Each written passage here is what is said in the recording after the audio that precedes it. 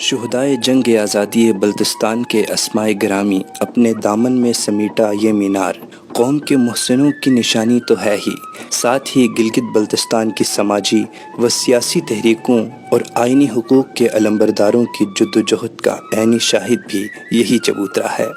جی ہاں، یہ یادگار شہداء اسکردو ہے جو شہر کے قلب میں پورے جاہ و جلال کے ساتھ قائم ہے۔ یہی اسکردو کی پہچان ہے اور مرکز نگاہ بھی۔ اس یادگار کو بلتستان کے پولیٹیکل ایجنٹ بنات گل آفریدی نے 1948 کے شہدائے جنگ آزادی بلتستان کی یاد میں تعمیر کرایا تھا۔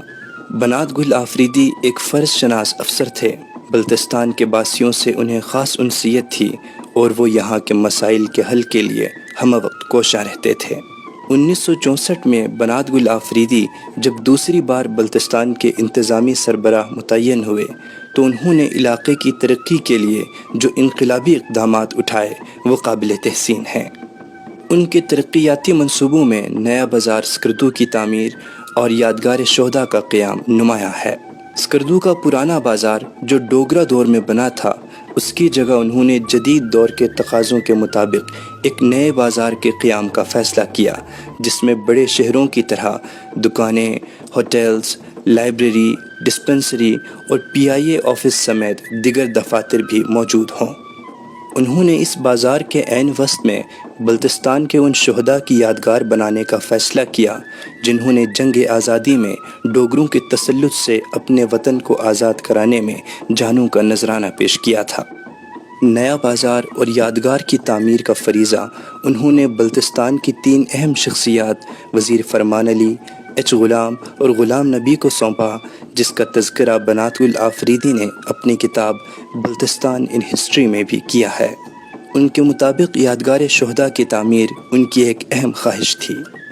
سابق وفاقی جوائنٹ سیکرٹری وزیر فرمان علی، جو ان دنوں اسکردو کے انتظامی افسر تھے، اپنی کتاب from donkey ride to flight in Orient airliner میں لکھا ہے: بنات گل آفریدی جنگ آزادی میں بلتستان کے عوام کی خدمات کے قدردان تھے۔ انہوں نے 1948 کے تمام شہداء کے نام سامنے لانے کے لیے بلتستان کے گاؤں کی اہم شخصیات سے استفادہ کیا اور بڑی محنت سے شہداء کی فہرست مرتب کرنے میں کامیاب ہوئے۔ یوں سنگ مرمر پر شہداء کے نام کندہ کر کے یادگار پر نصب کر دیا۔ نامور سماجی شخصیت حاجی محمد رضا المعروف بابو رضا کہتے ہیں: یادگار شہداء تعمیر کرنے کی تجویز بنات گل آفریدی کو سلطان مہدی قمرا نے دی تھی۔ سلطان مہدی شملہ میں قائد اعظم نیشنل گارڈز کے کمانڈر تھے۔ انہوں نے یادگار کی تعمیر کے حوالے سے ایک درخواست بنات گل آفریدی کو پیش کی تھی اور مبلغ 500 روپے بھی بطور تعاون پیش کیے تھے۔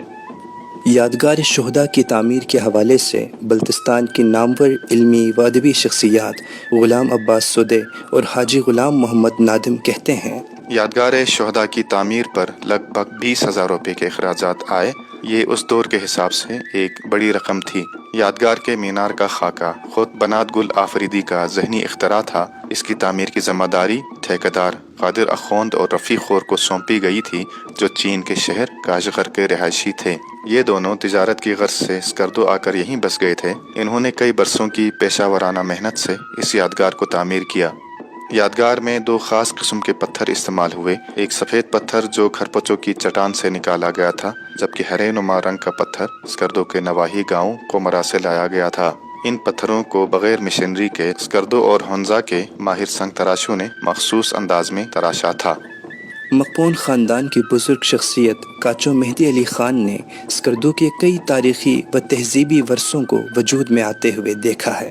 وہ یادگار شہداء سے متعلق اپنی یادداشتوں کا در کچھ اس طرح وا کرتے ہیں: بنات گل آفریدی کی ذاتی کوششوں سے اس مینار کی تعمیر 1969 میں مکمل ہوئی۔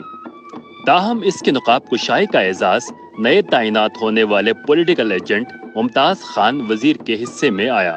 ممتاز خان وزیر نے 30 جولائی 1970 کو یادگار شہداء بلتستان کی رسم نقاب کشائی اپنے ہاتھوں سے انجام دی۔ دوسری جانب بنات گل آفریدی نے اپنی کتاب میں یادگار شہداء کی نقاب کشائی اپنے حصے میں نہ آنے پر اظہار افسوس کیا ہے۔ نامور محقق سید محمد عباس کاظمی اور گلگت بلتستان کے سابق سیکرٹری تعلیم و صحت خواجہ مہرداد یوسف کہتے ہیں، اسکردو میں یادگار شہداء کی تعمیر سے شہر کی رونق دوبالا ہو گئی۔ لوگ بڑی چاہ کے ساتھ اسے دیکھنے آتے تھے اور جنگ آزادی کے شہداء کے نام پہ فاتحہ خوانی کرتے تھے۔ یادگار شہداء اپنی تعمیر کے فوراً بعد ہی عوامی تحریکوں کا مرکز بن گئی۔ بالفاظ دیگر یہ یادگار عوامی اسمبلی کی سی حیثیت اختیار کر گئی۔ سیاسی و آئینی حقوق کے علمبرداروں اور کارکنوں کی آوازیں اسی پرشکوہ مینار سے ہوتی ہوئی اقتدار کے ایوانوں تک جا پہنچیں۔ گویا یادگار شہداء طاقتور حلقوں کے نزدیک ایک بااثر پلیٹ فارم بن گئی، تاہم عوامی آواز کو مقتدر ایوانوں تک پہنچانے والا یہ مینار آج تک خطے کو آئینی حقوق سے سرخرو ہوتے ہوئے نہیں دیکھ سکا۔